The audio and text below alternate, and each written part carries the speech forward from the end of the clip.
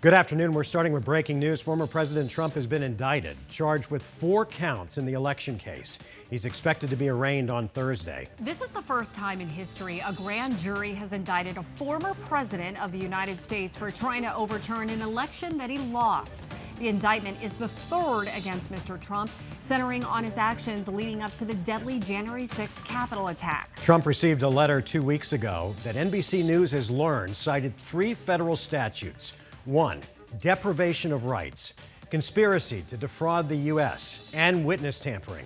Special counsel Jack Smith's team has been investigating a wide range of alleged attempts to disrupt the peaceful transfer of power, including a scheme to reject individual states' electoral votes and the use of fake electors who would back former President Trump instead. Mr. Trump fiercely denies any wrongdoing. Good afternoon, everyone, and thanks so much for joining us for 12 News at 4. I'm Treya Mai. And I'm Mark Curtis. Let's get right to Team 12 political analyst Bram Resnick in the Alert Center right now. And Bram, this is a first for me. I'm sure it's a first for you to see a former president charged not only with 3 indictments, now this is the 3rd, but for something that is potentially this damaging.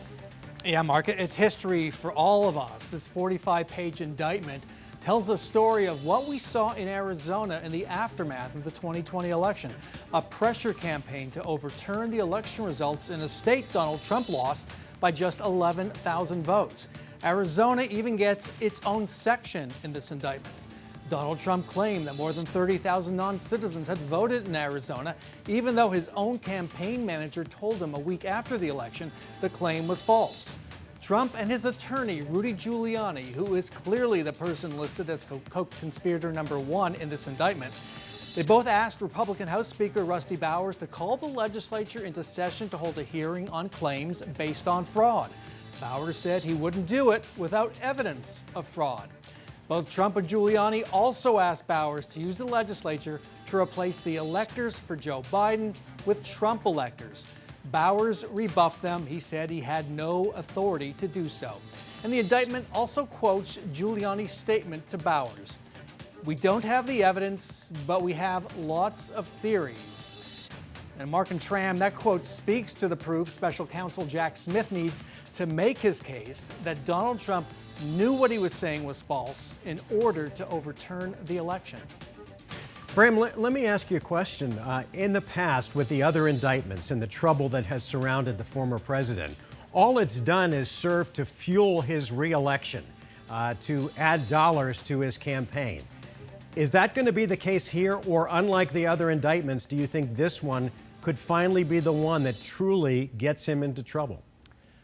We just don't know, but you're right. The pattern has been with every indictment, Trump's supporters only get closer to him. It brings them closer. He has told them they are indicting you when they indict me, and it's made no impact. We see his poll numbers in the Republican primary have stayed strong. He has a commanding lead right now over the person running second, Ron DeSantis. Will this change opinions? We're going to have to wait and see, but you hit on it at the start. This is historic. The first time an American president is charged with trying to overturn an election.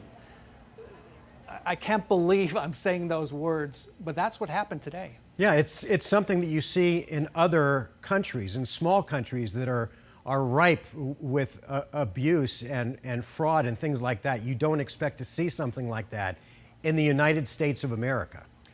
You don't, but sadly, given what we saw here in Arizona after the 2020 election and well after it, and even now we're still learning what happened, the efforts to undermine the vote in 2020. We're still getting new information about that. Those are the kinds of things you expect in unstable democracies. I think many people have come around to the point we might be an unstable democracy right now as we look ahead to what will unfold in this trial and what will unfold in the election next year. All right, Bram, thank you for your insight.